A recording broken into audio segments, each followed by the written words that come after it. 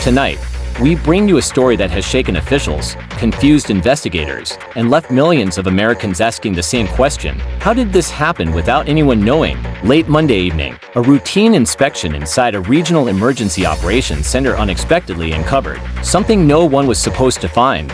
What started as a basic safety review has now turned into one of the most disturbing internal investigations in recent U.S. history. The facility, located near a densely populated metropolitan area, is officially listed as a disaster response coordination hub. On paper, it exists to protect the public. In reality, what investigators discovered inside tells a very different story. At approximately 9:38 p.m., maintenance staff were checking power backups when they noticed unexplained energy consumption coming from a sealed section of the building. That section, according to official blueprints, had been decommissioned years ago. There should have been nothing inside. When security unlocked the area, they found a concealed corridor leading downward. No signage, no authorization labels, just a reinforced door secured with biometric access. What investigators found beyond that door has now triggered a multi-agency investigation. Inside was a fully functional operations room equipped with advanced monitoring systems, private communication servers, and real-time data feeds from across multiple states. Screens displayed live footage from traffic cameras, transit hubs, public buildings, and private infrastructure nodes. This system was not listed in any official government inventory. Even more alarming, the system was active. Investigators confirmed that the room had its own independent power source, satellite uplinks, and data storage capable of archiving years of information. It had been running silently, without triggering any alarms, audits, or public disclosures. Authorities immediately shut the room down and evacuated the building. As news of the discovery spread internally, federal officials were called in.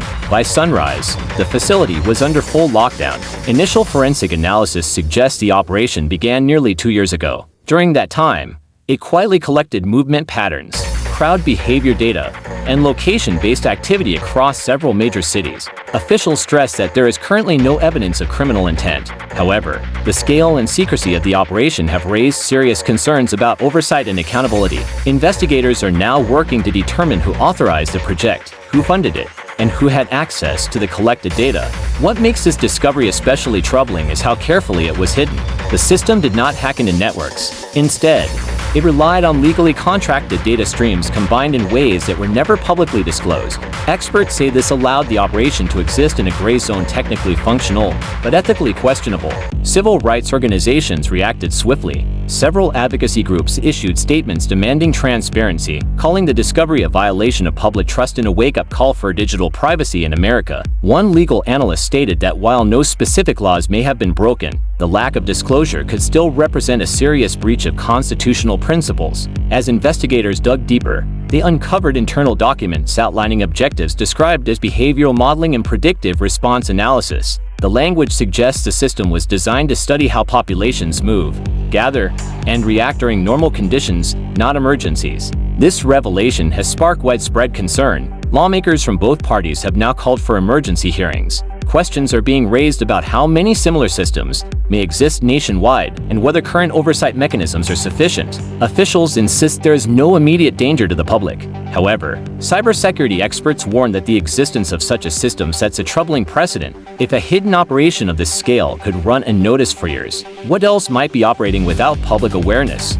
Residents near the facility expressed shock. Many said they had no idea what the building was used for. Others said they assumed it was simply another government office. "I never imagined something like this was happening underground," one resident said. "It makes you wonder how much we really know." As the investigation continues, authorities are reviewing access logs, contractor records, and funding trails. So far, no individuals have been publicly named. Meanwhile, officials are working to determine what will happen to the data collected by the system.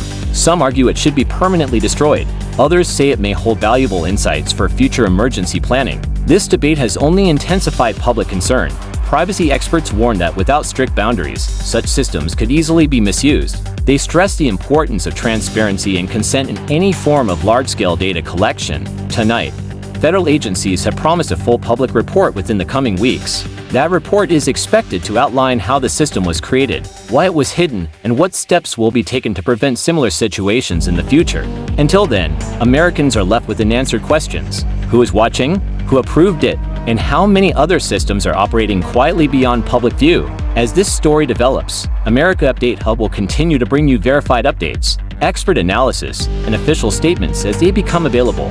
This is a developing investigation with serious implications for privacy, governance, and public trust.